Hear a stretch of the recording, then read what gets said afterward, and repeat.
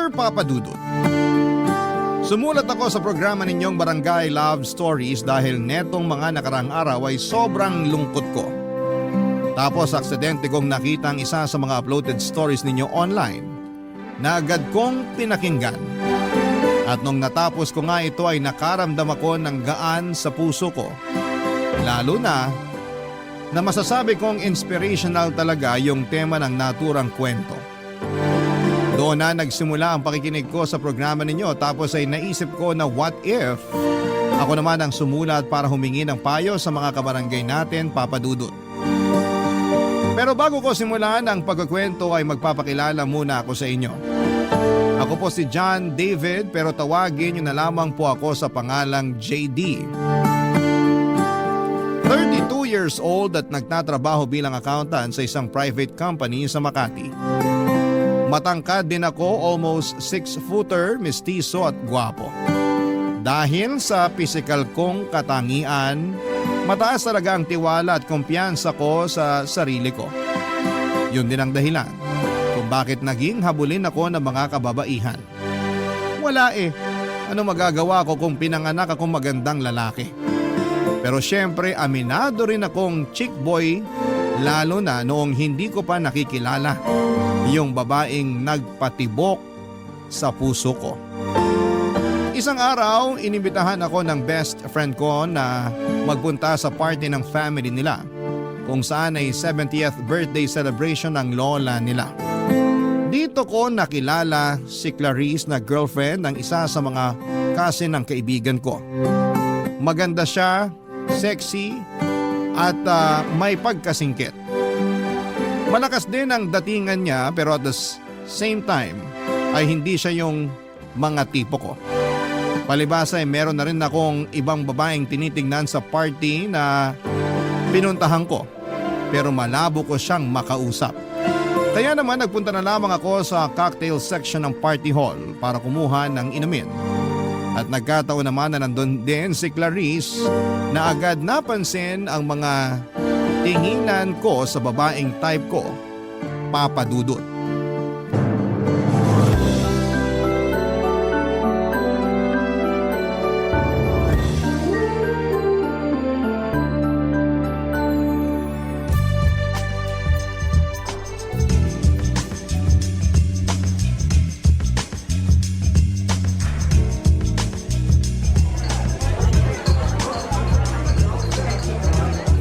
JD, tama? Oo, ikaw si Clarice? Ako nga. Pansin ko kanina pa nanlalaki ang mata mo kakatitig kay Yela. Yela who?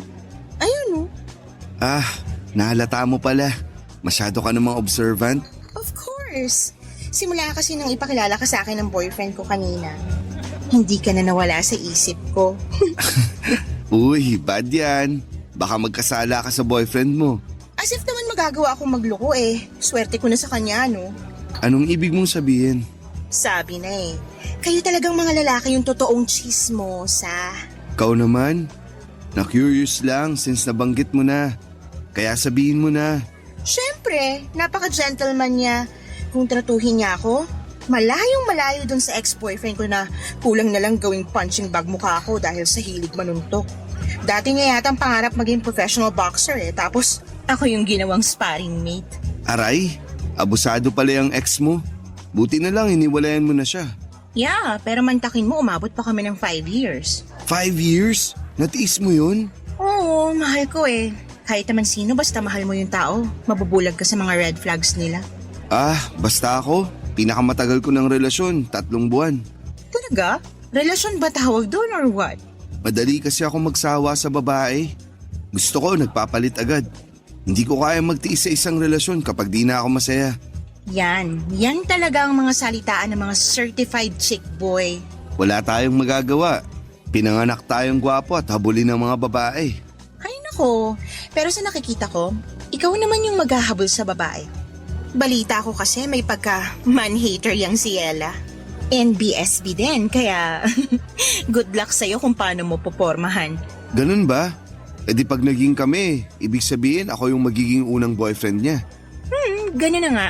Naniniwala naman ako makukuha ako loob niya kasi Lahat ng babae nahuhulog sa akin. Tingnan mo ikaw, na-attract ka nga sa akin, di ba? Huwag mo nga sabihin yan, baka may makarinig sa'yo. Ikaw ang may sabi na simula nung ipakilala ka sa akin ng boyfriend mo, di na ako maalis sa isip mo. Kanina yun, hindi na ngayon. Mahal ko yata boyfriend ko, no? Whatever you say. Basta, sinasabi ko sa'yo, liligawan ko at mapapasagot ko yung si Ella. Good luck ulit, pero ano bang nakita mo sa kanya? Don't get me wrong, maganda naman siya, pero ang baduy po, Morma. Sabi ng boyfriend ko, ganyan na raw si Ella kahit ng mga bata pa sila. Mahinhin, dalagang Pilipina. Yun nga yung nagustuhan ko sa kanya eh. Kasi karamihan sa mga babaeng nakikilala ko, nagpapakita agad ng motibo sa akin. Kumbaga, sunggab ng sunggab agad. Pero si Ella, kakaiba sa lahat. Kaya nakuha niya talaga atensyon ko. Excited na ako kung paano mo mababali ang sumpa ng pagiging NBSB ni Ella. Kaya nga tulungan mo ako. Anong gusto mong gawin ko? Kunin mo number niya para sa akin. Sure, hihingin ko sa boyfriend ko.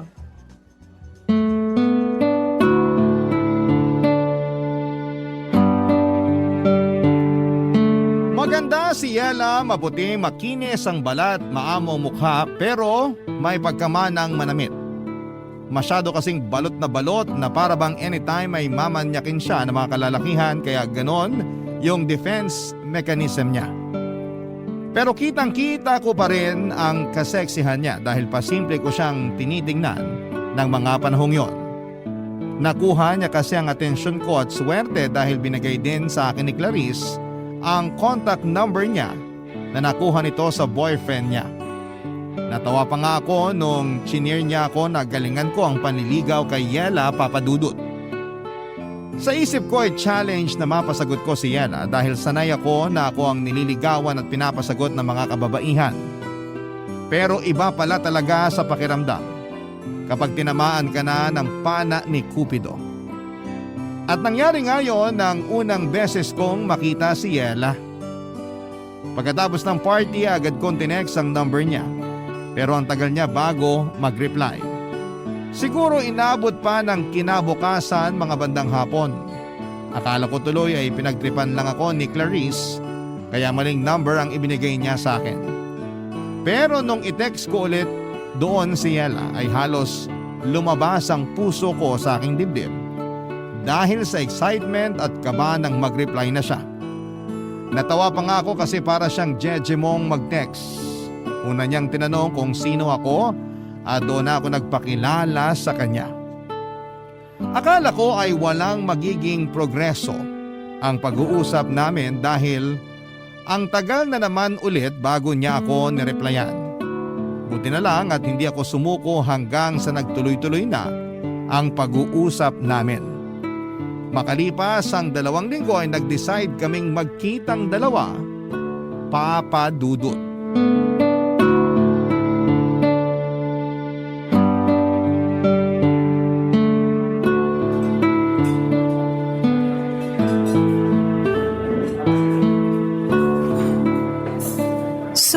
Kay Clarice mo pala nakuhang number ko Oo, kinuha niya sa boyfriend niya na pinsan mo.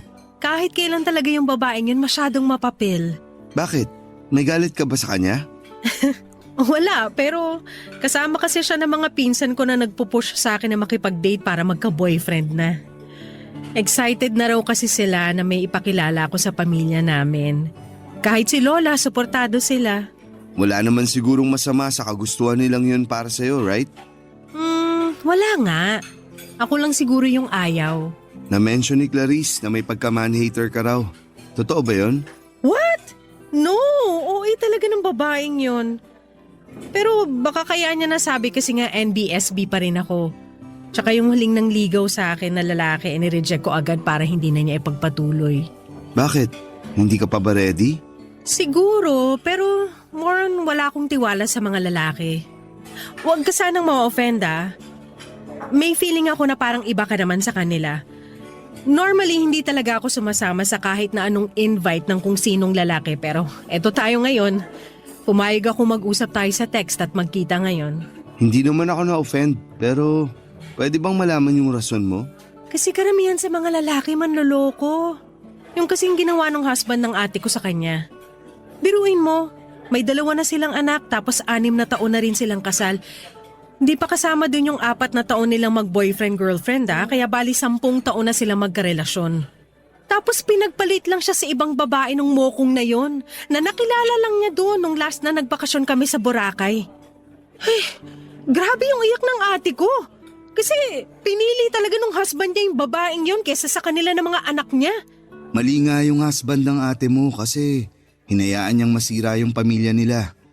Pero di naman lahat ng lalaki katulad niya, Yela. Hindi ko naman nila lahat pero kasi... Ay, nung nakaraan lang, yung pinsan naming babae nag-share ng problema sa akin. Close kami nun kaya ako agad yung takbuhan kapag may problema, lalo na pag nagkakalabuan sila ng boyfriend niya. Same problem sa ate ko. Iniwan din siya at pinagpalit sa iba pero ang malupit, binuntis pa siya. Grabe! Awang-awa ako dun sa pinsan ko, para ko na yung kapatid. Hindi nyo na ba nahabol yung lalaki? Paano namin nahabulin bigla na lang naglaho na parang bula? Bakit ganyan kayo mga lalaki, ha? Bakit madali sa inyong iwanan at ipagpalit yung mga asawa at girlfriend nyo sa ibang babae? Kahit bagong kilala nyo pa lang. Sandali. Bakit parang kinorner mo naman ako sa tanong mong yan? Sagutin mo na lang, total lalaki ka naman.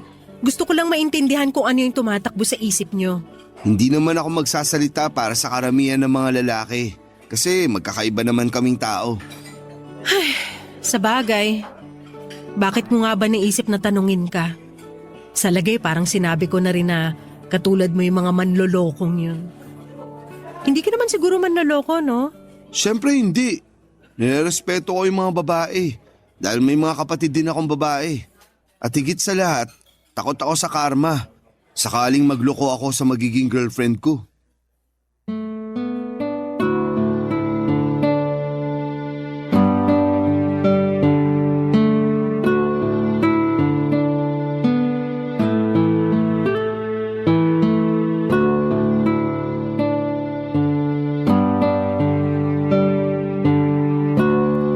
Papadudot after ko siyang i-date sa isang mamahaling restaurant sa isang lugar na kung saan ay hindi ko akalaing magdadala ako ng babae.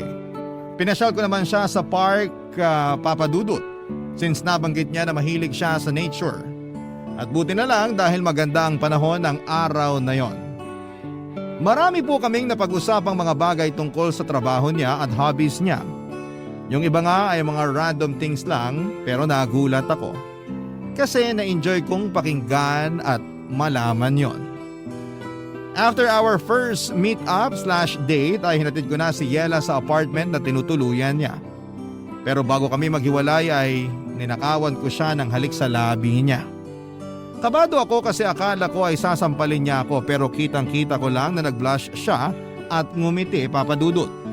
Tapos ay nagulat ako kasi bigla niyang inangkla ang mga braso niya sa leg ko. At hinapit ako palapit sa kanya para ipagpatuloy ang aming halikan. Ang date naming yon ay nasundan pa ng ilang paglabas na masasabi kong nauuwi. Or nauuwi sa pag-check-in namin sa motel dahil hindi na talaga namin kayang pigilan ang init ng aming mga katawan. Oo, nakuha ko na si Yela sa kama pero hindi pa kami mag-on.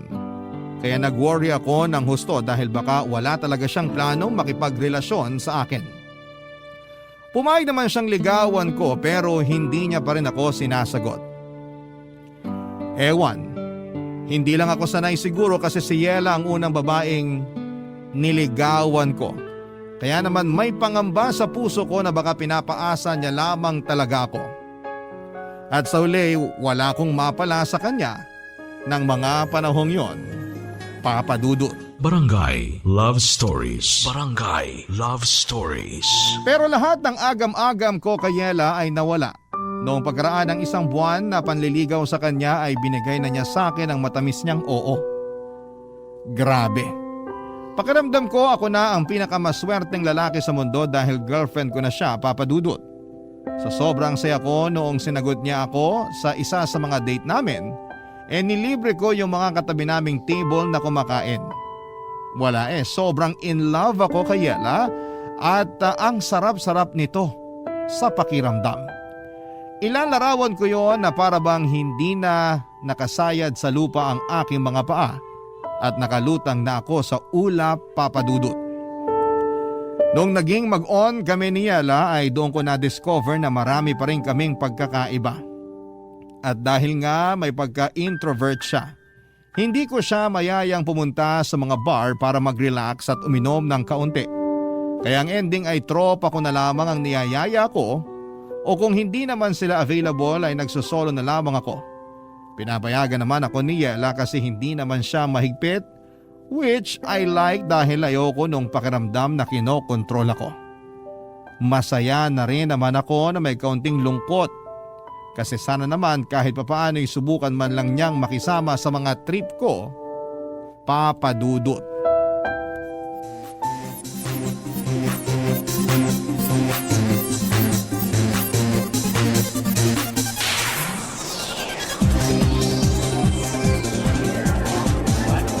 Long time no see, JD. Hi, Clarice! Long time no see rin. May kasama ka ba? Wala, solo trip. Ikaw? Wala rin. Akala ko pa naman kasama mo si Yela. Congratulations pala kasi sa wakas nasira mo na yung sumpa ng pagiging NBSB niya. Thank you. Sabi ko naman sa'yo, mapapa-oo ko siya. Ikaw wala kang tiwala sa kagwapuhan ko. Kasalanan ko bang mawalan ng tiwala sa'yo? Naghuhumiyaw din yung pagiging chick boy mo. Hindi na ako chick boy. Good boy na ako. Nax, pwede ba yun? Ang alam ko kasi once na chick boy ka na, forever chick boy ka na. Masyado ka namang judgmental. Okay, pero bakit mag-isa ka lang ngayon dito? At dito pa talaga sa bar? Kasi ayaw naman sumama ni Ella. Hindi raw siya mahilig sa ganitong klase ng lugar. Maingay, tapos magulo. At di rin kasi umiinom yun. Pero alam naman niya na nandito ako. Kanina lang, kausap ko nga siya bago kita nakita Uy, updated yan. Malapit na tuloy ako maniwala na nagpapaka-good boy ka na talaga. Siyempre, mahal ko si Ella Kaya lang, Kaya lang ano? kasi ang dami-dami naming pagkakaiba. Lalo na sa hobbies. Nakakatampo lang kasi. Di man lang niya magawang mag-adjust para sa akin. Katulad na lang nung pagsama niya rito sa bar para mag-chill. Last time, sinamahan ko siya sa pottery lesson niya. Kahit na di ko gustong napuputikan yung mga kamay ko. Basta makita ko lang siyang masaya. Masaya na rin ako. Tapos kamakailan lang din, sinamahan ko siya dun sa one-day workshop tungkol sa flower arrangement.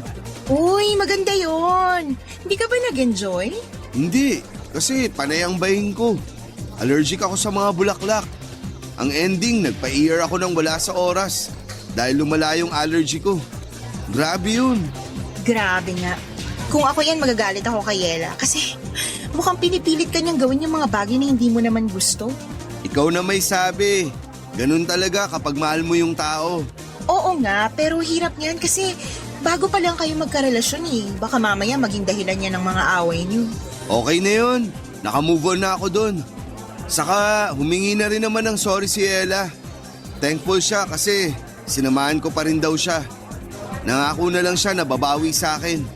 Kaya nga akala ko sasamahan niya ako nung niyaya ko siya mag-bar. Pero hindi. Kaya eto, mag-isa lang ako. Ikaw, nasan boyfriend mo? He's busy. May business trip ilang araw na. At miss na miss ko na nga. Kaya lang ano magagawa ko? Karibal ko yata doon, hindi ibang babae kundi trabaho niya. Wala talagang perfect na relasyon, no? Kasi kahit gaano pa natin kamahal yung mga jowa natin, may pagkukulang pa rin sila sa atin. Totoo rin naman kasi may tampo rin ako sa boyfriend ko. Hindi niya kasi ako pinagbigyan kahit bago man lang siya umalis. Isipin mo 2 linggo ko pa siya bago ulit makita. Tapos lagi pa siyang busy sa work. Pagbigyan? Sa kama. Kaya dinadaan ko na lang sa pag-inom Cheers para sa atin na nagsisolo trip tonight. Ah, yeah. Cheers! Gosh, ang sarap kahit na ang pait. Gusto ko pa ng isa. Sure ka? Baka malasing ka agad yan, ha? Nandiyan ka naman Di mo naman ako pababayaan, diba? Oo naman. Akong bahala sa'yo. Lasing na lasing si Clarice pero nagtira ako ng pang-uwi namin. Ako ang nag-asikaso sa kanya at plano kong isakay na lang siya ng taxi. Pero hinatak ako ni Clarice sa loob ng naturang taxi na pinara ko para sa kanya at pilit na pinapasama ako. Kaya wala na akong nagawa pa. Naisip kong i-check-in na lamang siya sa isang motel para doon magpalipas ng gabi. Tapos ay iiwanan ko na siya doon at uuwi na. Pero dahil sa kalasingan at init ng katawan ay hindi ko napigilan ang sarili ko na mahumaling kay Clarice. Nagsimula lang yon sa paghawak at halikan hanggang sa may nangyari na sa aming dalawa. Nakailang rounds din kami bago kami nakatulog sa sobrang pagod. Kinabukasan ay hiyang-hiya kami sa mga sarili namin nang nahimasmasa na kami. Nakiusap ako sa kanya na huwag ipagsasabi kahit kanino ang nangyari sa amin dahil mahal ko ang pinsan niya. Sumang-ayon naman si Clarice dahil may boyfriend din siya noong mga panahong yon. Nauna ako mag-check out sa kanya at agad kong tinext si Yela. Dumaan ako sa coffee shop at binili yung paborito niyang kape. Sunod kong pinuntahan ay yung pinakamasarap na cake and pastry shop na kinakainan namin. At bumili din ako doon na kasama kong dinala sa kanya. Gulat na gulat pa nga ang girlfriend ko nang sumulpot ako sa tapat ng apartment niya kasi hindi niya inakala na pupunta talaga ako, Papa Dudut. Pinapasok naman ako ni Yela at pinagsaluhan namin yung dala kong coffee at cake. Tuwang-tuwa siya kaya masaya na rin ako. Pero kinakain pa rin po ako ng konsensya ko dahil sa panluloko sa kanya at sa girlfriend pa talaga ng pinsan niya. Pero wala akong planong aminin lahat ng yon kay Yela, Papa Dudut. Kaya nga para mawala na yung konsensyang nararamdaman ko, mas lalo kong pinaramdam sa kanya na mahal ko siya. At pagkalipas nga ng isa pang buwan ay niyaya ko na siyang magpakasal. Umoo naman si Yela at simpleng garden wedding yung nangyari. Invited pa nga si Clarice at grabe ang kaba ko. Pero nairaos naman ang seremonya ng kasal namin ni Yela nang walang nangyayaring gulo. O baka masyado lang akong praning pero hindi nyo naman ako masisisi, Papa Dudut. Fast forward. Tumira kami ni Yela sa 2-story na bahay na matagal ko nang binili. Tuluyan ko nang kinalimutan yung kasalanan ko sa kanya at sinabi ko sa sarili ko na magsisimula na kami ng bagong buhay. Kaya lang sa loob ng 3 buwan namin bilang mag-asawa ay sinubo kami ng kapalaran, Papa Dudut.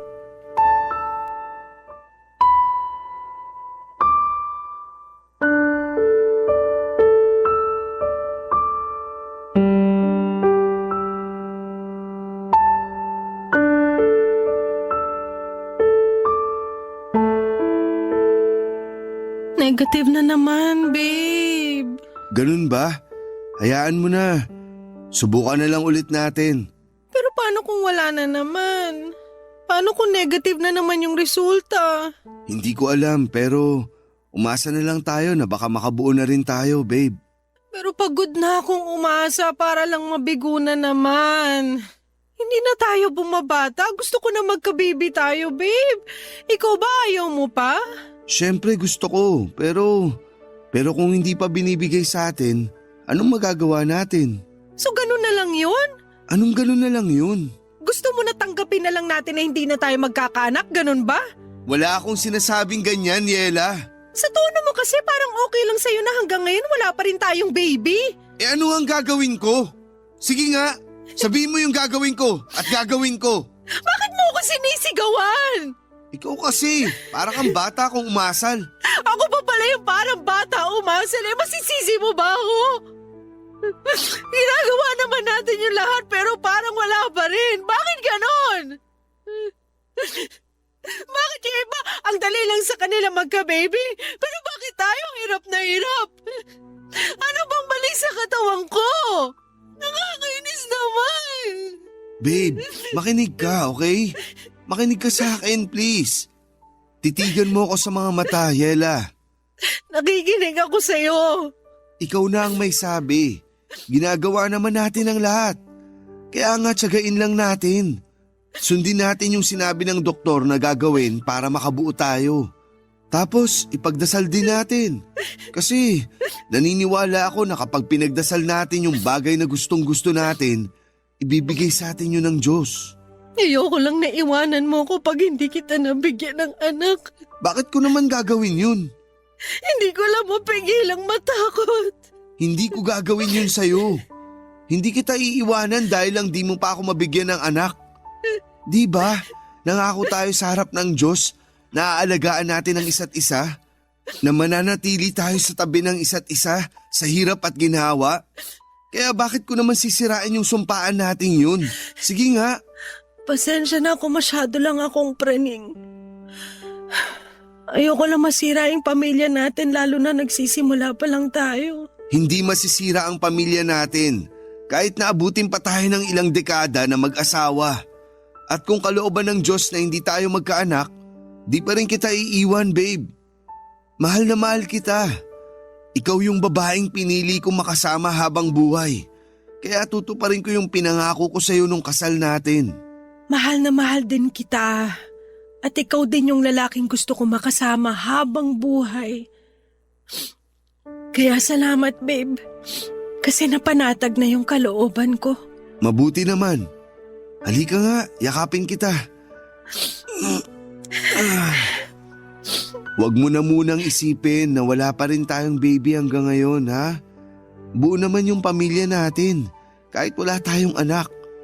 Saka malay mo, binibigyan lang tayo ni God ng mahaba-habang time para masolo ang isa't isa bago tayo maging ganap na magulang. Kaya huwag ka na masyadong mag-alala. Sana nga ganun lang yun. Sana nga pansamantala lang yung hindi natin pagkakaroon ng baby. Kasi ready na naman tayo maging magulang kaya sana pagkalooban na tayo. Basta, huwag lang tayong tumigil sa pagdadasal. Naniniwala ako na nakikinig siya sa atin. Hindi lang si Yela ang frustrated ng mga panahong yon dahil ako rin, Papa Dudut. Gustong gusto ko na rin kasi na magka-baby lalo pa't hindi na ako bumabata pa. I'm already 31 that moment at yung ibang batchmate ko ay may 2 o 3 anak na. Malaki rin ang pagsisisi ko kasi sana noon pa lamang ay nakilala ko na si Yela para maaga kaming nakapagsimula ng pamilya. Tapos kung kailan pwede na ay saka naman kami hindi magka-baby. Sa kabila ng lahat ay alam kong mas matindi yung lungkot na nararamdaman ng misis ko dahil hindi niya ako mabigyan ng anak. Kaya nga imbes na sisihin siya sa bagay na hindi rin naman niya kontrolado, inunawa ko siya ng husto, inalagaan at minahal, Papa Dudut. Sa kabila ng paulit-ulit naming pagkabigo na magkaanak ay hindi pa rin kami sumuko ni Yela. Regular kaming nagpapakonsulta sa doktor at sinusuyod ang lahat ng pwedeng makatulong sa amin. Ganon din na sinusunod ang mga payo ng mga eksperto. Pero higit sa lahat ay natutunan naming lumapit sa Panginoon para ipanata ang pagkakaroon namin ng anak. Nandun yung bumibisita kami sa mga kilalang simbahan para magdasal sa mga santo nila na tuparin ang tanging hiling naming mag-asawa upang mas makumpleto na ang pamilya namin. Mahirap pero nandun yung pag-asa na isang araw ay diringgin din ng langit ang aming dasal na magkaanak na, Papa Dudut. Barangay Love Stories. Barangay Love Stories. Pagkalipas ng 2 buwang pamanata at pagdarasal na sana'y mabuntis na si Yela, ay sinurpresa niya ako isang umaga ng magandang balita. Kakatapos lang niyang magpiti noon at ayon sa resulta ay buntis siya, Papa Dudut. Buntis ang misis ko. Kaya naman sobrang saya namin. Nag-aayakan pa nga kami mag-asawa at nagpasalamat sa may kapal dahil sa blessing niya sa pamilya namin. Bigla kaming nabuhayan ng loob dahil sa paparating naming baby. Sa katunayan ay bilang excited parents ay hindi na kami magkanda o gaga sa pagpaplano ng mga gamit na bibilhin at bagay na gagawin kapag pinanganak na ang aming anghel. Kaya lang ay hindi na yon natupad dahil pagkalipas lamang ng 2 linggo ay dinugo na si Yela at nalaglag ang baby namin. Masakit mawalan ng anak. Kahit na sabihin ninyong dugo pa lamang yon at hindi pa naman nagtatagal simula nang mabuo sa sinapupunan ni Yela. Pero matagal namin siyang hinintay at kinasabikang dumating. Kaya ganoon na lamang ang hinagpis naming mag-asawa nang maagang bawiin sa amin ang aming anak, Papa Dudut. Pagkalipas ng 2 buwan ay sinubukan ulit naming magka-baby at positive ulit si Yela. That time ay mas iningatan na namin ang pagbubuntis niya pero pagkalipas lang ng 1 buwan ay muling nalaglag ang baby namin. Lugmok na lugmok kaming mag-asawa at hindi ko makausap ng matino si Yela. Hanggang sa bigla na lamang pumasok sa isipan ko yung kasalanang nagawa ko kay Yela. At ewan ko ba kung bakit ko biglang chinat sa messenger si Clarice para maglabas ng nararamdaman sa kanya. Kinomfort naman niya ako at aaminin kong gumaan ng feelings ko ng panahon na yon. Hindi ko na lamang namalaya na mas madalas ko na pala siyang kinakausap kesa sa misis ko, Papa Dudut.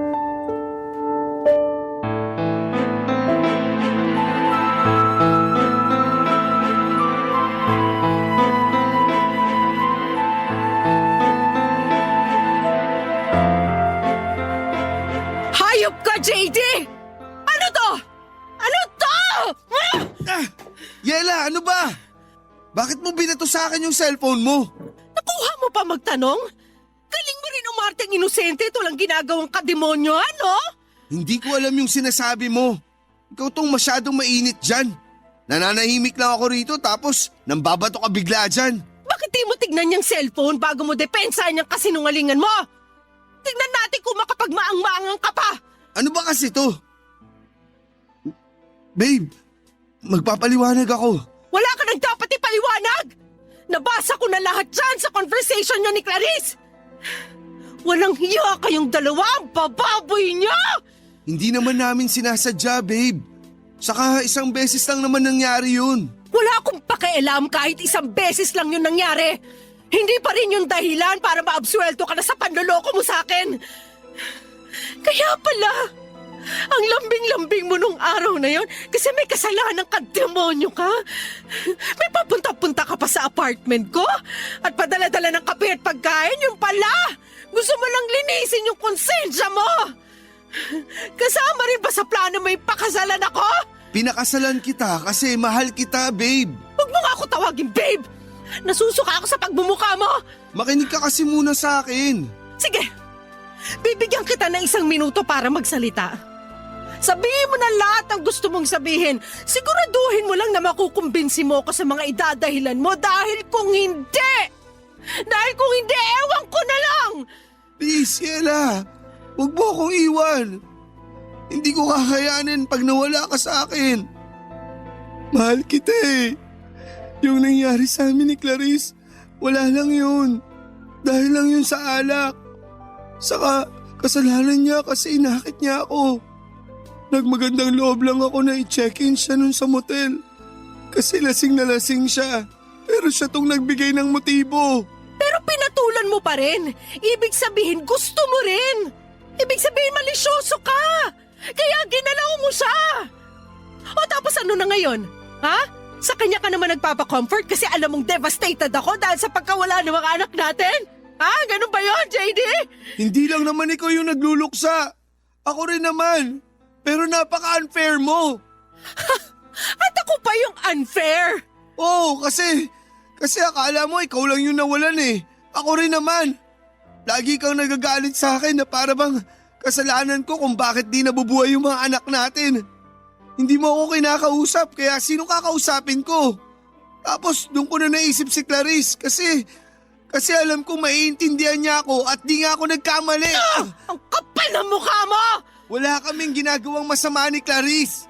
Nagpapa-comfort lang ako sa kanya. Pero bakit ka nagpapa-comfort sa ibang babae? May asawa kang tao! Alam mo, napakabulok ng katwiran mo! Walang ginagawang masama natikman nyo na nga yung isa't isa! Yela, huwag kang magsalita ng ganyan. Bakit? Nahihiya ka? Aba, dapat lang na mahiya ka kasi nakakahiya naman talaga yung ginawa nyo. Nakakadiri kayo! Nasusuka ako sa inyo! Galit na galit sa akin si Yela nang malaman ang panluloko ko sa kanya nung hindi pa kami kasal. Pero wala na rin naman ako magagawa para itama ang pagkakamaling yon dahil sa nangyari na. Pilit kong pinaintindi sa kanya na dala lamang yon ang kalasingan at bugso ng damdamin pero nagbingi-bingihan si Yela sa mga rason ko. Hindi ko na alam ang gagawin ko noon at naiyak na lamang din ako sa sobrang aburido dahil sa kamalasang nangyayari sa pamilya namin. Galit na galit sa akin si Yela, kulang na lamang ay isumpa niya ako, Papa Dudut. Muli ako nakaramdam ng konsensya sa mga kasalanan ko sa kanya pero thankful pa rin ako dahil hindi ako hiniwalayan ng misis ko. Siguro kahit papaano ay tinablan siya ng pakiusap ko na huwag akong iiwanan. Mahal na mahal ko kasi siya. At nangako ako na gusto kong bumawi sa mga pagkakasala ko sa kanya. At kahit na hindi naman siya sumagot o sumang-ayon, ramdam ko na binigyan pa rin niya ako ng pagkakataon. Kaya ginawa ko talaga ang lahat para suyuin siya. Kahit kasal na kami, niligawan ko ulit si Yela. Pinaramdam ko sa kanya na siya lang ang babaeng gusto ko at mamahalin sa panghabang buhay. Na siya lang ang pinakamaganda at natatangi sa lahat. Pero ewan ko ba kung bakit parang lagi niyang binabaliwala yung mga efforts ko. Lagi niyang pinaparamdam sa akin na hindi ko makukuha ang loob niya kahit na anong gawin ko. Doon ako nakaramdam ng frustration kasi ang unfair niya para sa akin, Papa Dudut.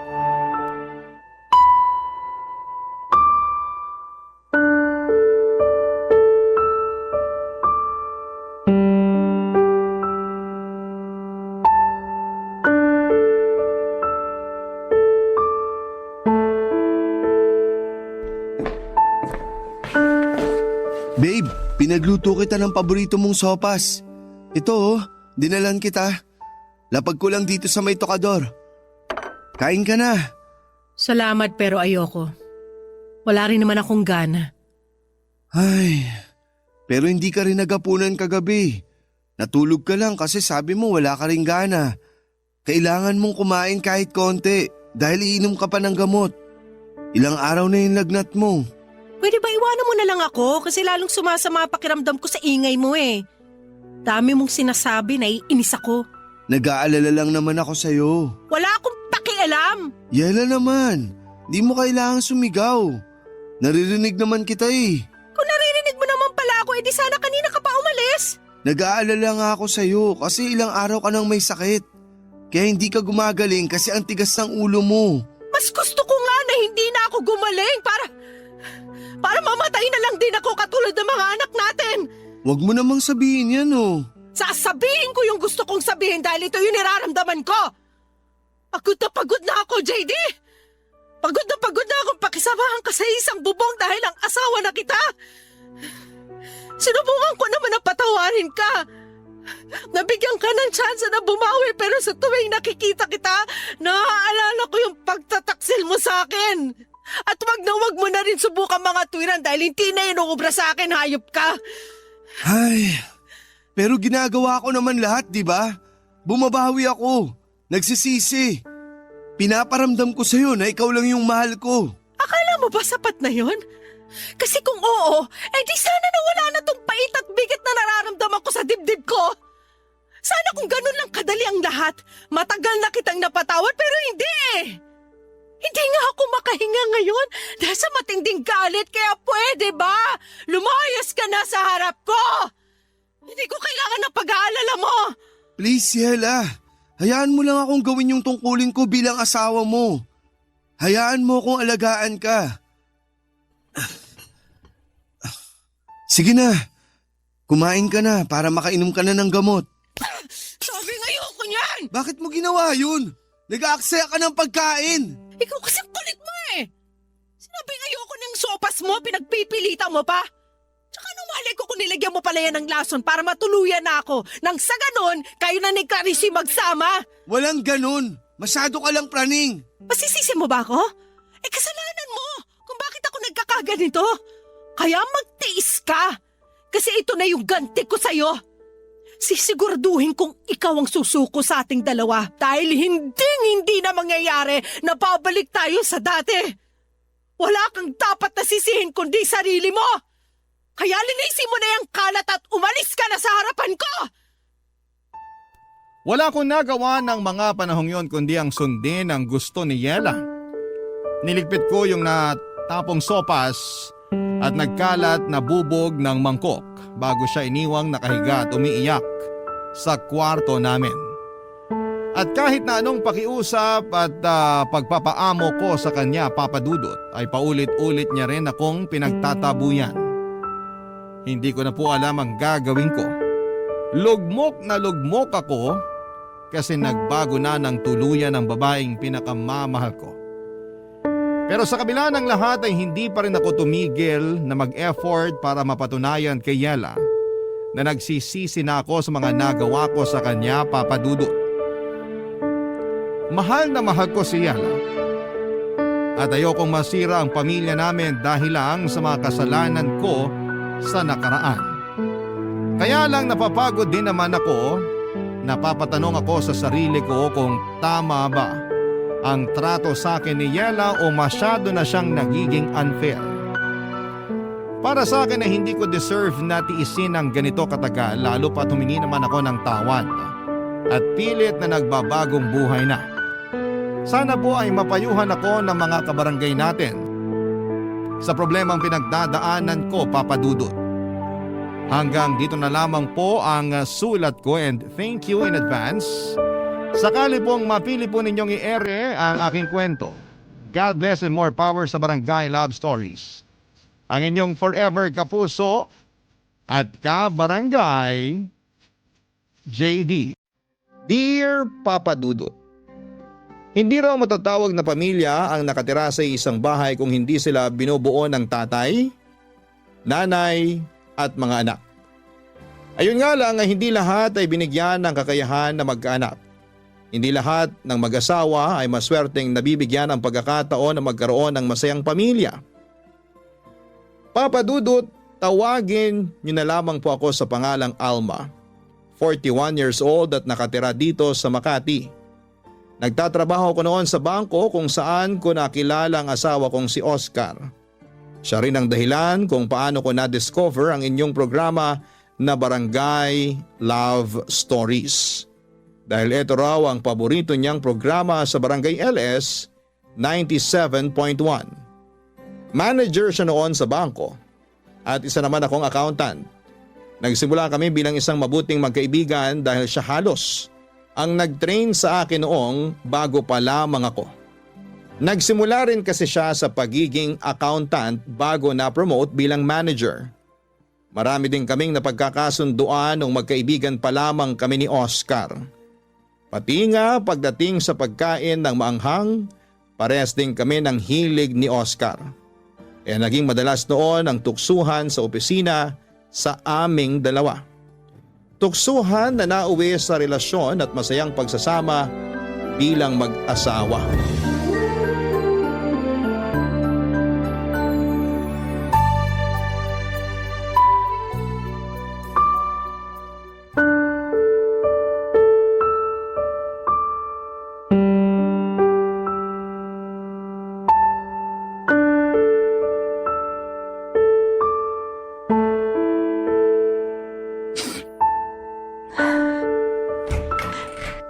Alma, nalaban mo ba yung color blue na uniform ko?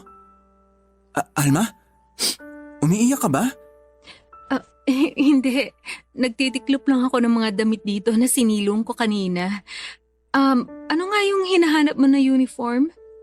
Bakit ba umiiyak ka na naman? Hindi naman ako umiiyak. Huwag ka na mag-deny kasi namamagapay ang mga mata mo. Sabihin mo na lang sa akin ang totoo. Wala namang dahilan para umiyak ako, Oscar.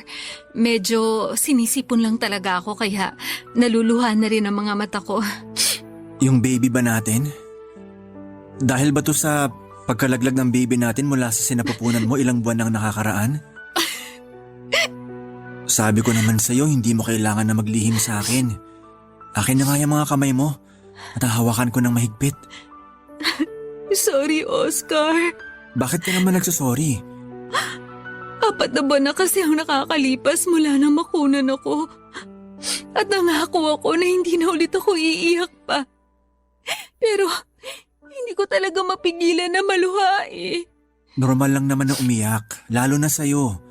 Halos 6 na buwan mong pinagbuntis ang anak natin. Kaya alam ko na ikaw ang mas apektado sa pagkawala niya. Hindi ko lang kasi maintindihan, Oscar.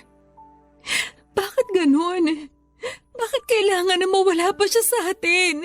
May dahilan kung bakit nangyayari ang mabibigat na bagay sa buhay natin, Alma. Ano pa bang dahilan ang pwedeng ibigay? Sa 4 na beses na pagkawala ng baby natin mula sa sinapupunan ko. Bakit kailangan pa ulit-ulit na lang ako makunan? Bakit kailangan na mangyari pa sa atin to? Bakit tayo pa? Hindi ko masasagot yan sa ngayon. Pero sigurado ako na may tamang panahon para makuha natin ang mga kasagutan sa mga tanong mo. Saan ba ako nagkulang, Oscar? Sinabi ko naman sa'yo noon na wala kang naging kahit na anong pagkukulang, Alma. Oscar, sinunod ko lahat ng bilin ng doktor sa akin. Mula sa pagkain ng mga tama hanggang sa pahinga na kailangan ng katawan ko. Pumahig na nga rin ako na mag-resign sa trabaho dahil ng sinabi ng doktor na dapat kong gawin. Mas inalagaan ko ang katawan ko para sa baby natin. Pero bakit pumitiw pa rin siya? Bakit nawala pa rin ang anak natin? Baka hindi pa raw tayo handa para magkaroon ng anak. Kaya hindi pa siya binibigay sa atin. Ano pa bang kailangan nating gawin? Para makita ng Diyos na handa na tayo maging magulang. Alma, mahirap sagutin ang mga tanong mo dahil hindi ako ang Diyos. Isa lang ang alam ko. Wala kang naging pagkukulang.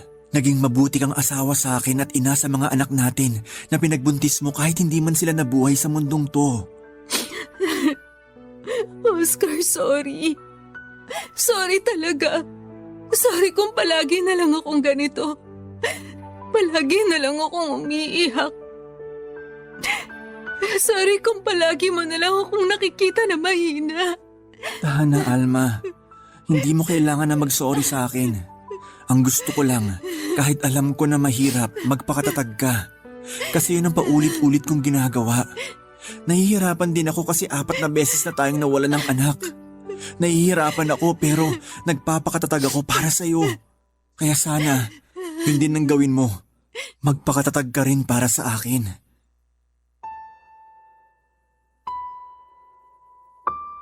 Papa Dudut, walang perpektong tao at wala ring perpektong relasyon. Pero lahat ay ginawa namin pareho ni Oscar para talagang magkaroon kami ng maayos na pagsasama. Solong anak lang si Oscar na mga magulang niya kaya umasa ang mga ito na mabigyan namin sila ng maraming apo. Naalala ko pa noong unang beses ko silang makilala.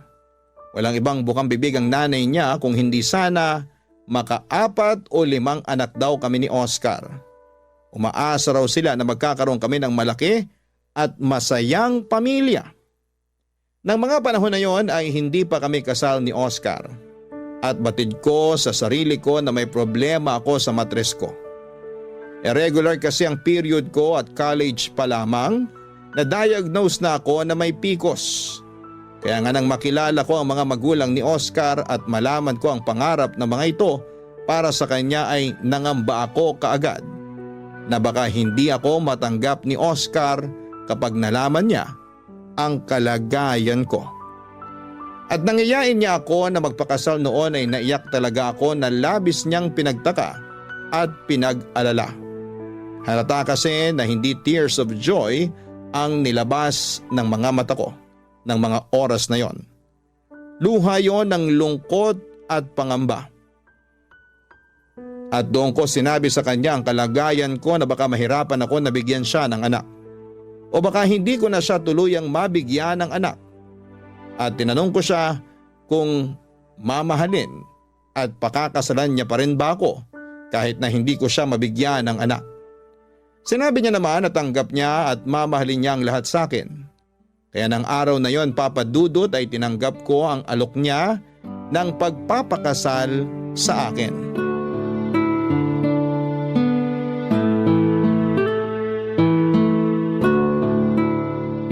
Alma, ang sarap nitong niluto mong sinigang ah. Talaga? Sakto lang ba ang lasa ng sabaw at pagkakaluto ko sa karne ng baboy? Saktong-sakto lang ang lahat. Kita mo nga oh, pangatlong bulos ko na ng kanin tong nasa plato ko ngayon. Ganyan ka naman talaga kumain kapag sinigang ang ulam. Kasi paborito mo yan. Pero iba talagang pagkakaluto mo ngayon. Sobrang sarap talaga. Namiss mo lang yung sinigang ko. Nako, siguro nga. Kung pwede nga lang, gabi-gabi sana ito lang ang ulam natin eh. Hoy, hindi naman pwede yun. Kasi kailangan din natin mag-ulam ng gulay sa ibang araw. May gulay naman tong sinigang ah. Alam ko, pero iba pa rin yung nag-uulam tayo na puro gulay lang. Lalo na sa ganitong edad natin na malapit na mawala sa kalendaryo. Oscar? Alma? Sino yung kumakatok? Gising pa ba At kayo? ganitong oras pa talaga? Oscar? Parang boses nga ni Jenny yun na Alma? dati nating katrabaho. Pupuntahan ko lang Oscar? yung kumakatok kasi Alma? tapos na rin naman akong kumain. Pagbuksan Sige, niyo naman ako ng susunod pinto, rin kaagad please. ako. Jenny! Sabi na nga ba at boses mong narinig ko? Alma! Alma, salamat. Pinagbuksan mo ako ng pinto. Teka, bakit ka umiiyak? Tsaka, bakit may dala kang malaking bag? May pasa ka pa sa pisngi at braso mo, oh. Pasensya na talaga sa abala. Pero wala na kasi kung alam na pwedeng mapuntahan. Ayos lang, Jenny. Halika, pumasok ka nga muna. Salamat. Maupo ka muna sa sofa. Sige. Ano ba nangyari?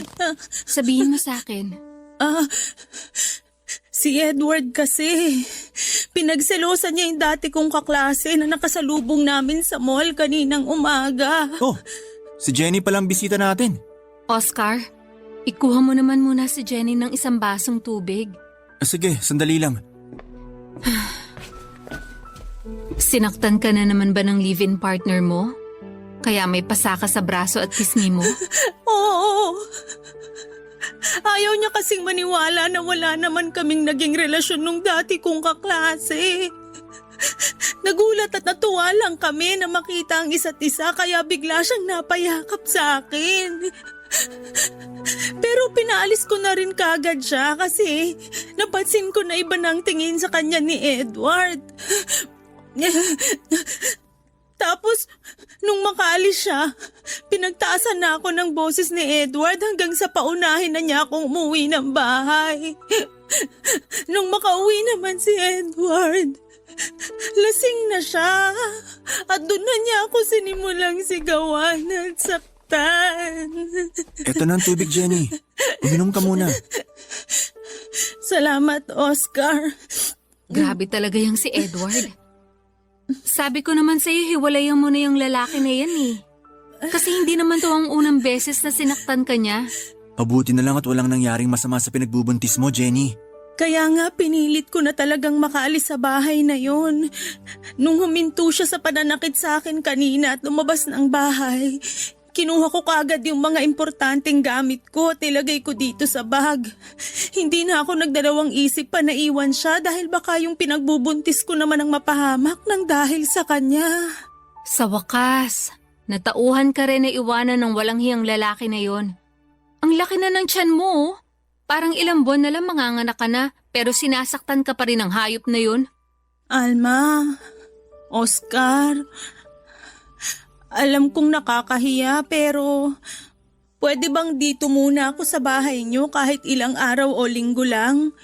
Wala kasi akong alam na pwedeng puntahan dito sa Maynila. Nasa Davao kasi yung mga kamag-anak ko. Oo naman, Jenny. Parang kapatid na kita kaya welcome ka dito sa bahay namin ni Oscar.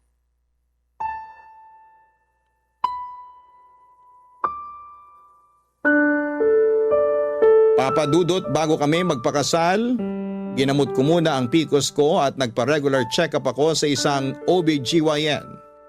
Gusto ko kasi na maayos kong maibigay ang sarili ko sa magiging asawa ko. Mahigit na 1 taon na gamutan hanggang sa maging regular na ang buwan ng dalaw ko. At sabi ng doktora ko noon na mas naging maayos na raw ang matres ko.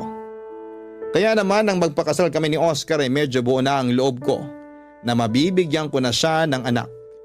Pero hindi pa rin pala naging madali ang proseso. Lalong tumibay ang pagdududa ko sa sarili ng 4 na beses na akong makunan. Sobrang bigat noon kasi pakiramdam ko. Naging pabaya akong ina. Kahit lahat ng payo ng doktor ay sinusunod ko naman. Mula sa minor exercise na kailangan kong gawin, mga gamot na kailangan kong inumin at pagpapahinga para sa katawan ko. Hanggang sa pati na ang pag-resign sa trabaho ko ay sinang-ayunan ko rin.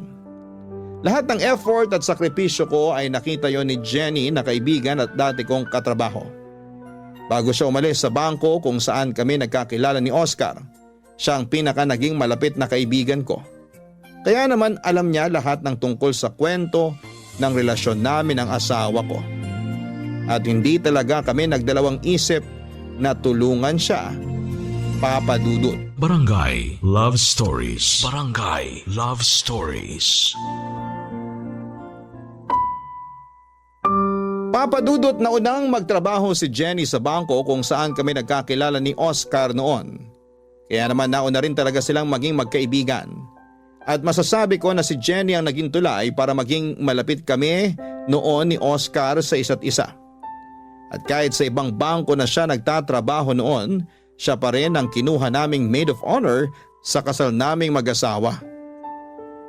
Nung minsan kausap ko noon si Jenny, naikwento niya sa akin ang tungkol sa pagiging seloso at mapanakit ng live-in partner niyang si Edward. Pero hindi ko inakala na darating sa puntong pupunta siya sa bahay namin na maraming pasa sa mukha at katawan. Pinayuhan namin siyang magsampa ng kaso o kahit na ipabarangay ang kinakasama niya. Pero ayaw niya na raw ng mas malaking gulo. Nakiusap na lamang siya na tumuloy sa amin hanggang sa makapanganak siya. Nagsilay ng isang napaka-cute na baby girl si Jenny, Papa Dudut. Malusog ito at kamukha talaga ng kaibigan ko kahit baby pa lamang ang anak niya. 2 buwan pa ang lumipas ay nagpaalam si Jenny na magtatrabaho sa Taiwan at iiwan muna sa amin ang anak niya. May kamag-anak daw kasi itong nagtatrabaho doon at nag-alok ng mabilisang proseso kay Jenny para makapagtrabaho din doon. Ang sabi niya ay magpapadala daw siya ng panggasto sa oras na maging maayos na ang sitwasyon niya doon. Kaya pumayag na rin kami ni Oscar. Maayos ang komunikasyon namin sa unang ilang buwan niya sa Taiwan. Hanggang sa hindi na namin siya muli pang nakausap. May nakarating na lang na balita sa amin na nakapag-asawa na siya ng ibang lahi at hindi pinaalam sa lalaki ang tungkol sa anak niya. Kaya naman sa halos 9 na taon ay kami ang nag-alaga sa anak ni Jenny na si Lotlot.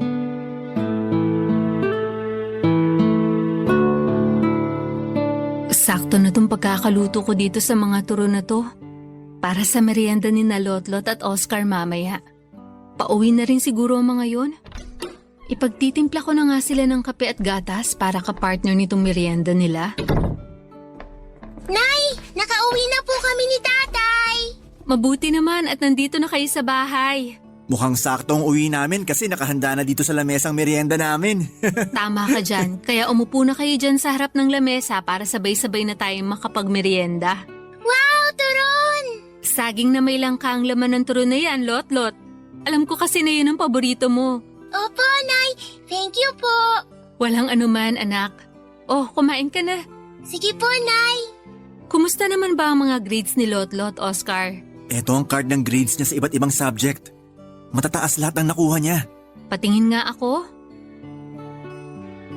Aba! Matataas nga tong grades mo, Lotlot. Siyempre po kasi lagi po ako nag-aaral. Kung nandun ka lang kanina, ikaw yung bubulungan ng teacher niya na si Lotlot daw ang pinakapaborito niyang estudyante sa klase niya. Pabulong niya lang sinabi kasi baka raw marinig ng ibang magulang na nandun sa classroom. Pero ilang beses niya talagang binidang pagiging tahimik pero bibo ng anak natin. Ang galing naman talaga ng anak namin. Sobrang nakaka-proud. Ginagawa ko po yun para lagi kayong proud sa akin ni tatay. Palagi naman kaming proud sa iyo, anak. Pero sayang talaga at hindi ako ang kumuha ng card mo kanina. Ang sakit kasi talaga ng puson ko dahil unang araw ng dalaw ko ngayon. Mabuti na lang at pinayagan na mag-leave sa trabaho ang tatay mo ngayon. Aliw na aliw nga po si tatay sa classroom namin kanina eh. Talaga? Opo, kasi may mga kaklase ako na tatay din nila yung kumuha ng card nila. Yung mga tatay po nila yung kakwentuhan ni tatay kanina. Nakakatuwa lang kasi akala ko talaga ako lang ang lalaking pupunta dun kanina. Marami-rami rin pala kami. Aba, marunong ka na rin makipagkwentuhan sa ibang mga magulang ha? Nawala na talaga ang pagiging tahimik mo, Oscar. Mababait din kasi yung mga nakilala ko doon, kaya napakwento talaga ako. Kumusta na palang pakiramdam mo ngayon? Mas maayos na kaysa kanina. Hindi na ba masyadong masakit ang puson mo? Hindi na kasing sakit nung kagaya kaninang umaga. Magpahinga ka na lang ulit mamaya. Ako na lang ang magluluto ng pagkain natin para sa hapunan. Hindi na, ayos lang ako. Kaya ko namang mag-asikaso ng hapunan mamaya. Hayaan mo nang ako ang gumawa nun at magpahinga ka na lang muna. Tama po si tatay, Nay. Tutulungan ko po siya kaya huwag niyo na pong alalahanin ng pag-aasikaso ng hapunan. Magpahinga na lang po kayo at sisiguraduhin ko na masarap ang ulam na iluluto namin ni tatay. Di ba po, tay? Siyempre naman anak. Lalo na kapag katulong kita sa pagluluto mamaya. Wala naman po akong assignment ngayon eh. Kaya tutulungan ko po talaga kayo. Ipagluluto po natin si nanay ng masarap na hapunan. Ay, naku talaga tong anak ko. Napakalambing kahit kailan. Pahyakap nga ako. Papadudod, sinubukan namin na kontakin ang ilang kakilala ni Oscar na nagtrabaho din sa Taiwan. 2 taon na noon si Lotlot at gusto lang naming malaman kung ayos lang ba ang kalagayan ni Jenny.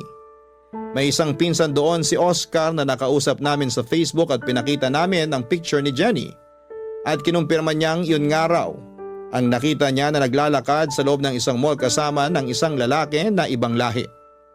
Nakita niya rin na malaki na ang tiyan ni Jenny at halatang nagdadalang tao ito. Nakiusap kami sa pinsan ni Oscar na sa susunod na makita si Jenny, magpakilala siya na pinsan ng asawa ko at tanungin kung anong plano sa anak niyang si Lotlot. Muli raw nag-cruise ang landas nila sa isang lugar sa Taiwan at ginawa niya ang pakiusap namin. Wala raw noong kasama si Jenny kaya nagawa itong kausapin ng pinsan ni Oscar. Nagsorry raw si Jenny sa pinsan ng asawa ko at sinabing wag raw sanang sasabihin sa asawa nito ang tungkol kay Lotlot. Dahil hindi raw alam ng asawa ni Jenny na may anak na siya. Sinabi rin daw ni Jenny na sa amin na lamang daw si Lotlot dahil baka hindi ito matanggap ng asawa niya. Nasaktan kami noon para kay Lotlot. Kaya naman mula noon ay mas tinuring na talaga namin na parang tunay na anak si Lotlot.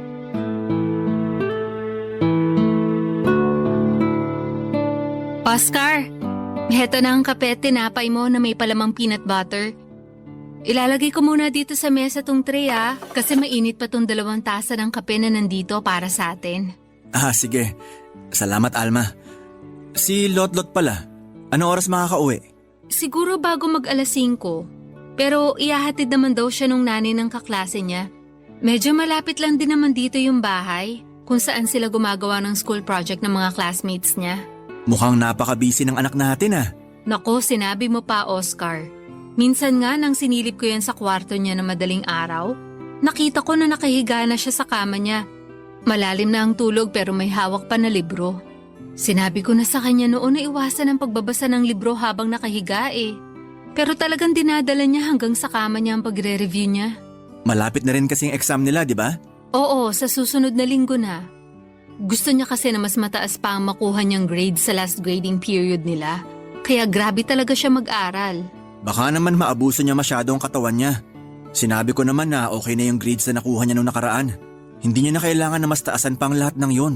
Pinaalala ko na yan sa kanya. Ang sabi ko, wag siya masyado magpupuyat kasi ayaw natin na magkasakit naman siya. Makulit lang talaga yung anak natin at gusto na mas galingan pa sa klase nila.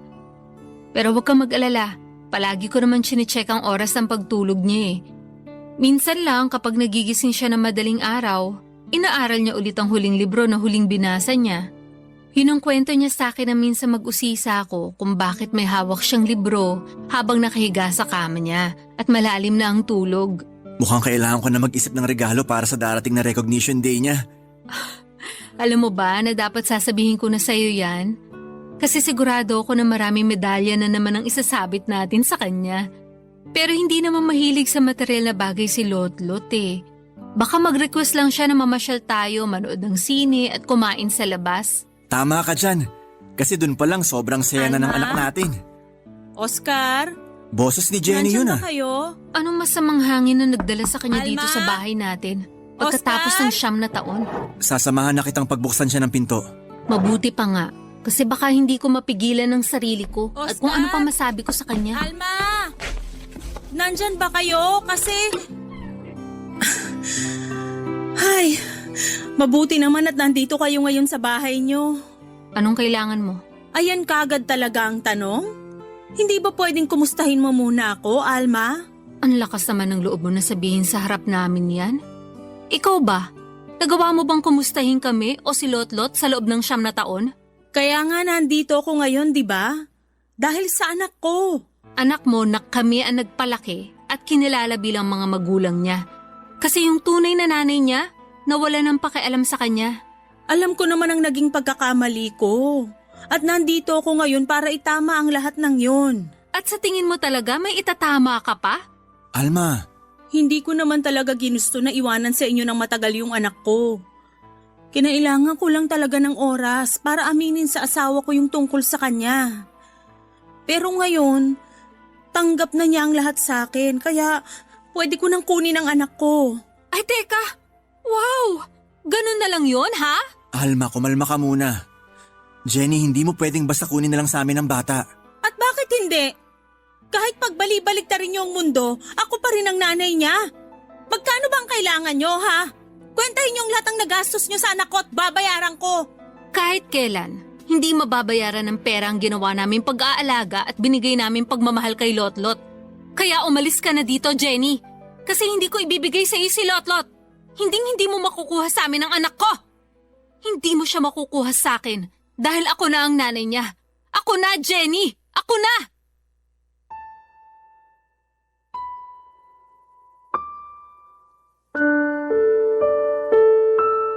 Papadudot mula ng unang beses kong mabuhat si Lotlot noong baby pa lamang siya.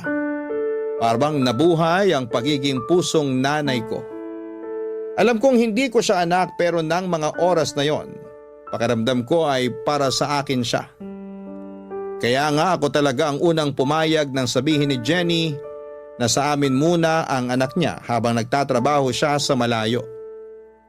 Alam ko na mali kasi na hindi naman niya kami kamag-anak pero may parte sa sarili ko noon. Ang humihiling na sana'y hindi na muli pang balikan ni Jenny ang anak niya. Kaya naman nang makarating sa amin ang balita mula sa pinsan ni Oscar na tinatago pala ni Jenny sa asawa niya na may anak siya. May sama ako ng loob pero medyo natuwa din ako. Kasi pakiramdam ko, doon na natupad ang pangarap ko na magkaroon kami ng anak ng asawa ko. Hindi man ako nagluwal kay Lotlot at hindi man namin siya kadugo ay tunay na anak naman ang turing namin sa kanya ng asawa ko. Kaya sabi ko sa sarili ko na ipaglalaban ko ang karapatan ko sa kanya sa abot ng makakaya ko. Barangay Love Stories. Barangay Love Stories. Papadudot alam ng anak-anakan ko na si Lotlot na hindi kami ang tunay niyang mga magulang. Nasa grade 3 siya noon nang umuwi siya ng bahay na umiiyak at tinatanong sa amin kung totoong ampon lang daw ba siya. May mga nambubuli daw kasi sa kanya sa school at sinasabi na hindi namin siya anak. Hindi kagad ako nakasagot pati na ang asawa kong si Oscar at saglit pa kaming nagkatinginan. Bigla namang yumakap si Lotlot at sinabi niya na kahit totoo ang sinasabi ng mga kaklase niya na hindi kami ang tunay niyang mga magulang ay hindi mapapalitan ng kahit na sinong tao ang pagmamahal niya para sa amin. Doon namin inamin ang totoo sa kanya, Papa Dudut. Pero sinabi lang namin na nasa malayo ang tunay na nanay niya at nagtatrabaho. Hindi kami nagsalita ng kahit na anong masama tungkol kay Jenny dahil ayaw namin magtanim ng sama ng loob sa kanya si Lotlot. Kaya naman nang minsan pang pumunta si Jenny sa bahay namin at nakita niya si Lotlot, hindi na ito nagulat nang magpakilala si Jenny na nanay nito. Pinakita kasi namin sa bata noon ang mga litrato namin ni Jenny kaya alam nito ang itsura niya. Nang araw na yon, ay may kasama ng barangay tanod si Jenny para kunin ang anak niya. Nagbanta pa ito na magdedemanda sa oras na hindi pa namin ibigay ang bata sa kanya. Kaya naman sa kabila ng malakas na pag-iyak ni Lotlot ay binigay na namin siya ni Oscar sa tunay na nanay niya. Papa Dudut, dinala siya ni Jenny sa probinsya nila sa Davao kasama ang asawa nito at 2 nilang anak. Nung unay nakakapag-text at nakakatawag pa sa amin si Lotlot hanggang sa tuluyan na kaming mawala ng komunikasyon sa kanya.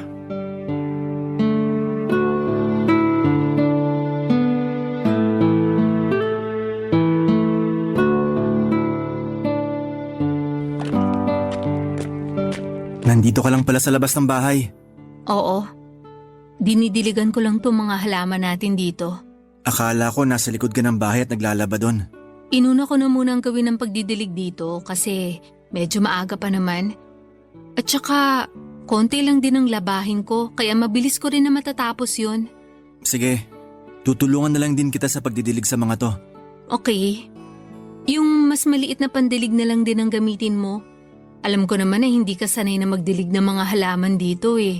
Baka malunod pa sila kapag tabo ang ginamit mo. Hindi rin kasi ako madalas na tumambay dito sa mini garden sa labas ng bahay natin. Oo, kasi ang madalas na kasama ko dito, si Lotlot.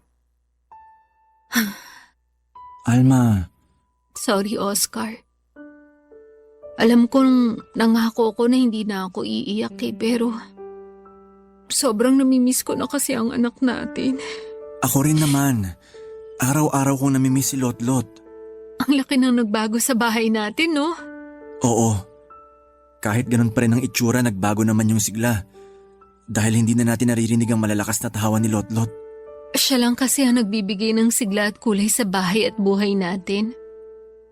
Nang dahil kay Lotlot, naramdaman natin kung paano maging magulang. Kung paano magkaroon ng isang tunay na pamilya. Isang taon na rin pala mula nang malayo siya sa atin. Halos isang taon na rin natin siyang hindi nakakausap. Alma, sigurado naman tayo na nasa mabuti siyang kalagayan. Kasama niya ang tunay na nanay at mga kapatid niya. Oo, pero sana hayaan din ni Jenny na makita at makasama ulit natin ang bata. Alam niya naman na sobrang napamahala sa atin si Lotlot. Huwag niya sanang ipagdamot yung konting oras na pwede natin makausap ang anak natin. Siguro gusto niya lang na mas makilala siya ni Lotlot bilang nanay nito. Na mas makapag-focus ang bata na makilala siya ng pamilya niya. Hayaan na lang muna natin dahil sigurado ako na magbibigay din siya ng oras na makasama ulit natin si Lotlot. Sana mag-upload na ulit ng bagong picture si Jenny na kasama si Lotlot. Halos ilang buwan na rin kasi mula nang huli siya mag-public post ng picture nila ng family niya. Namimiss ko na makita si Lotlot kahit sa mga picture lang sa Facebook. Alma? Jenny? Anong ginagawa mo dito? Gusto ko sana kayong makausap. Kasama mo ba si Lotlot? Hindi. Pero siya ang dahilan kung bakit pumunta ako ngayon dito sa bahay niyo. Una sa lahat, gusto ko munang humingi ng tawad para sa mga nagawa at nasabi kong mali sa inyong dalawa.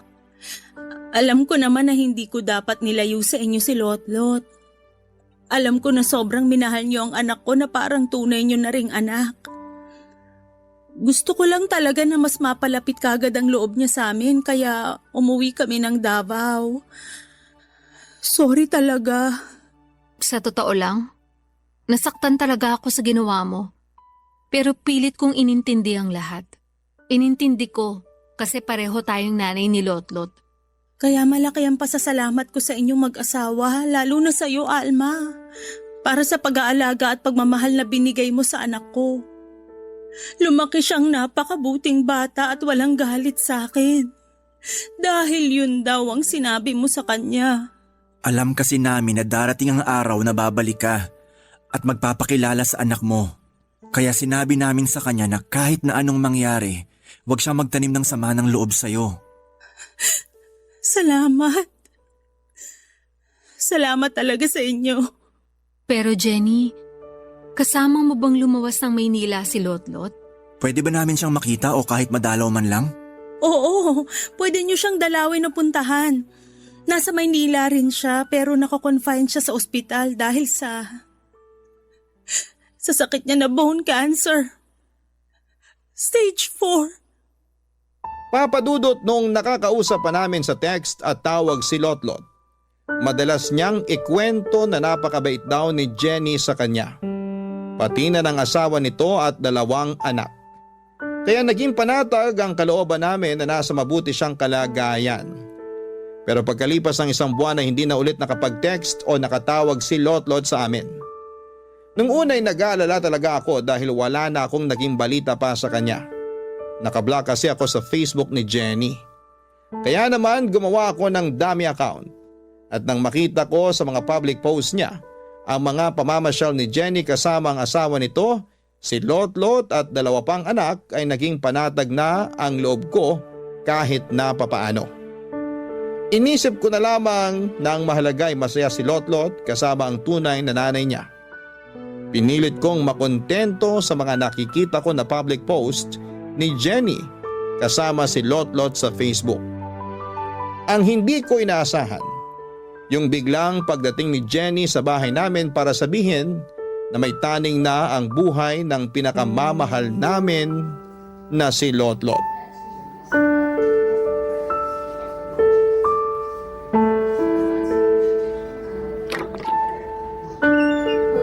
Kayo na pala yan, Alma, Oscar. Pasok kayo. Salamat. Sorry ako medyo ginabi na kami.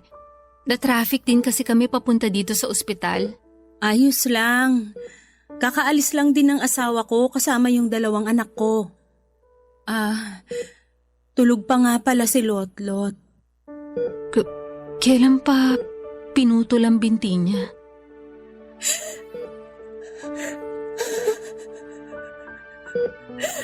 Two months ago. Umasa kasi kami na kahit paano, mapipigilan pa ang pagkalat ng cancer sa katawan niya. Maliit na chance, pero meron. Yun ang sabi ng doktor. Kaya pumayag kami na putulin yung kanang binti niya kahit alam naming mahirap yun para kay Lotlot. Pero alam nyo, nung itanong ko kay Lotlot kung okay lang ba na maputol yung binti niya para gumaling siya, hindi siya nagdalawang isip na sumagot ng oo.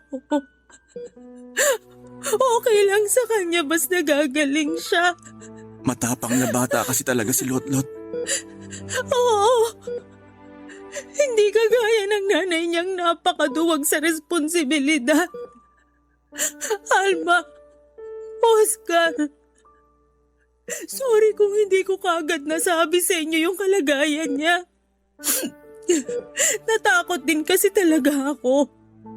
Natakot na baka magalit kayo sa akin at sabihin niyo na hindi ko siya inalagaan ng maayos. Masyadong mabilis yung pangyayari. Nasa stage 3 na yung bone cancer niya nung ipa-check up namin siya. Masyado ring magulo yung isip ko noon kaya hindi ko na talaga alam kung anong gagawin ko noon. Pero nung sabihin ng doktor na nasa terminal stage na yung cancer niya, alam ko. Alam ko na kailangan nyo nang malaman yung tungkol sa kalagayan niya. Sorry. Sorry talaga. Gustuhin ko mang magalit. Wala na akong lakas para maramdaman pa yon, Jenny. Ang gusto ko na lang ngayon, makasama si Lotlot. Makasama namin ni Oscar ang anak namin. Ibibigay ko sa inyo lahat ng oras na gusto niyong makasama si Lotlot. Dahil alam ko kung gaano niya kagusto na makasama rin kayo. Lalabas na muna ako. Maiwan ko muna kayo dito kasama ni Lotlot. Sige, salamat.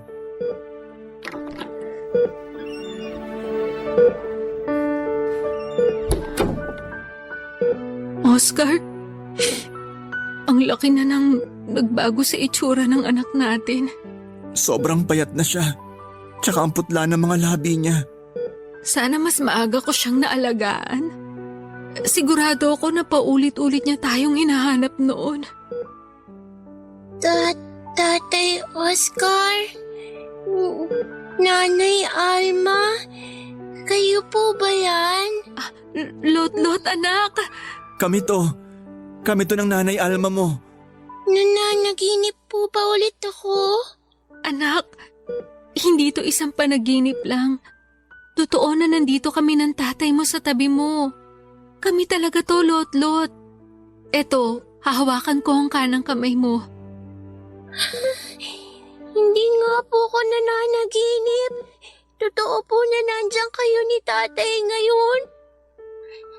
Nararamdaman ko po ang higpit ng hawak niyo sa kamay ko at init ng palad niyo, Nay. Sobrang na-miss ko po kayo. Miss na miss ka rin namin. Kung alam mo lang, Lotlot. Nay, Tay, wala na nga po pala akong kanang binti. Hindi ko na po magagawang makipaglaro ng habulan sa inyo. Ayos lang, anak. Palagi na lang kitang bubuhatin kapag naglalaro tayo. Salamat po talaga kasi tinalaw niyo po ako ngayon dito. Palagi ko po kasing napapanaginipan na kasama ko kayo.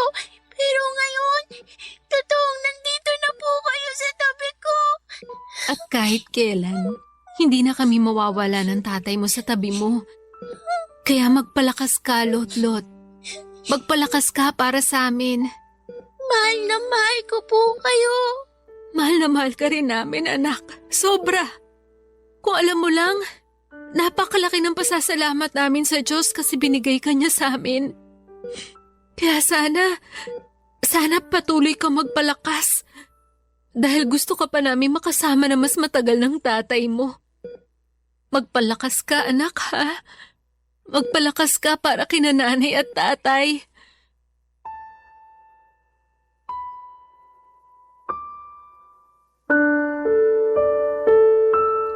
Papadudot nang sabihin ni Jenny sa akin ang tungkol sa sakit ni Lotlot, pakiramdam ko.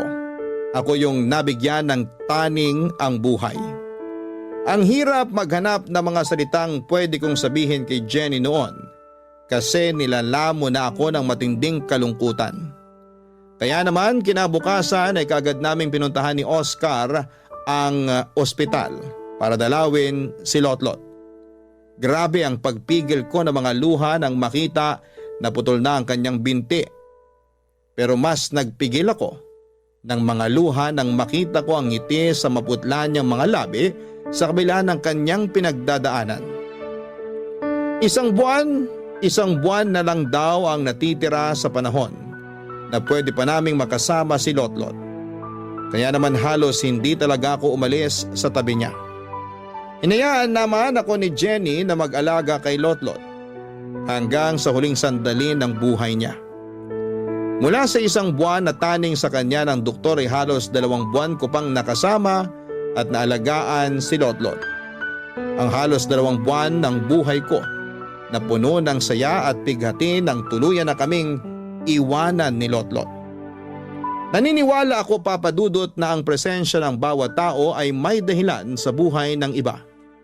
Kaya siguro naiwan sa amin si Lotlot noon ay para maramdaman ko kung paano ang maging isang nanay ng mga panahon na yon. Siya ang naging sagot sa lahat ng matinding kalungkutan na pinagdaraanan ko noon nang dahil sa presensya ni Lotlot. Napuno ng saya ang 9 na taon ng buhay ko na kasama siya. Akala ko ay pangmatagalan na pagluluksa ang mararamdaman ko nang dahil sa pagkawala ni Lotlot. Pero makalipas ang 5 taon mula nang siya'y magpaalam, dininig ng Diyos ang napakatagal na naming ibinagdarasal ng asawa kong si Oscar. At sigurado ako na tinulungan ako ni Lotlot na ibulong sa Diyos na pagbigyan ang matagal ko nang ipinagdarasal. Ang magkaroon kami ng sariling anak. Dahil ngayon habang sinusulat ko ang kwento naming ito ay mag-4 na buwan na akong nagdadalang tao. Napakalaki ng pasasalamat ko sa biyayang ibinigay sa akin ng Diyos. Dahil sinabi ng doktor na malusog ang baby na nasa sinapupunan ko. Kaya sisiguraduhin ko na pupunuin namin ang pag-aalaga at wagas na pagmamahal ang anak namin sa oras na isilang ko siya. Gaya ng ginawa namin sa unang anak namin na si Lotlot. Umaasa ako na kahit papaano ay may maiwang aral at inspirasyon ang kwento kong ito, Papa Dudut. Inspirasyon na maikli lamang ang buhay ng tao, kaya sulitin po natin ang bawat oras na pwede pa nating makasama ang mga mahal natin sa buhay. Hanggang dito na lamang po ang sulat ko. Mabuhay ang Barangay Love Stories at naway patuloy na mamayagpag ang Barangay LS 97.1. Ang inyong forever kapuso at kabarangay, Alma.